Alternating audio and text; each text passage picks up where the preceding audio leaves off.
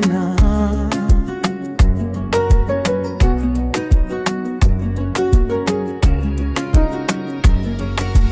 Baba, mimi ni yule niliyefukuzwa katika nyumba yako kwa dhambi ya uzinzi, japokuwa nikuwa wazi kwako.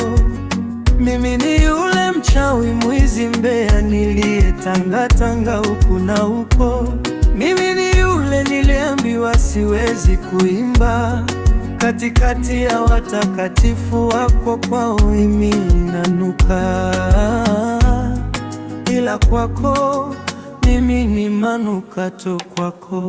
Nilipojua wateja wakubwa wa Mungu mbinguni ni wenye dhambi, nimeacha kujidharau na mimi sasa ni mwenyeji wa mbinguni. Nimekuja nahitaji huduma yako, wapo wanajiona halali kwako na kuwaona wengine wataingia kwako. Leo naomba unipe VIP kwao, nikae mbele zako.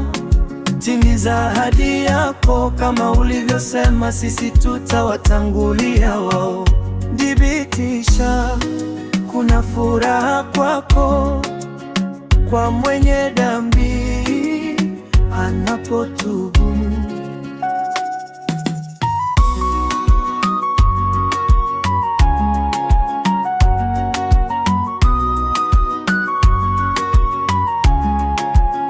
Nailinda neema sasa, nina biashara na Baba, namkusanyia na wateja wengine waliokata tamaa, na wale walioambiwa hawezi kufanya tena biashara.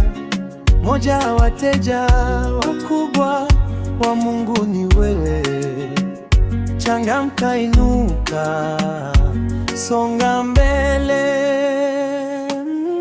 Nilipojua wateja wakubwa wa Mungu mbinguni ni wenye dhambi, nimeacha kujidharau na mimi sasa ni mwenyeji wa mbinguni. Nimekuja nahitaji huduma yako, wapo wanajiona halali kwako na kuwaona wengine watangia kwako. Leo naomba unipe VIP kwao, nikae mbele zako.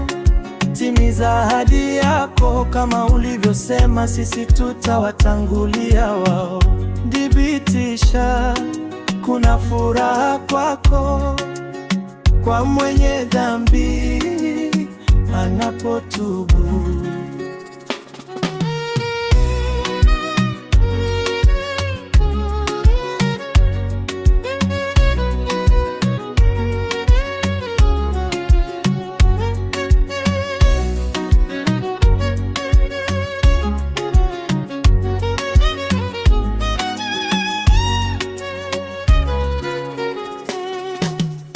Nilipojua wateja wakubwa wa Mungu mbinguni ni wenye dhambi, nimeacha kujidharau na mimi sasa ni mwenyeji wa mbinguni.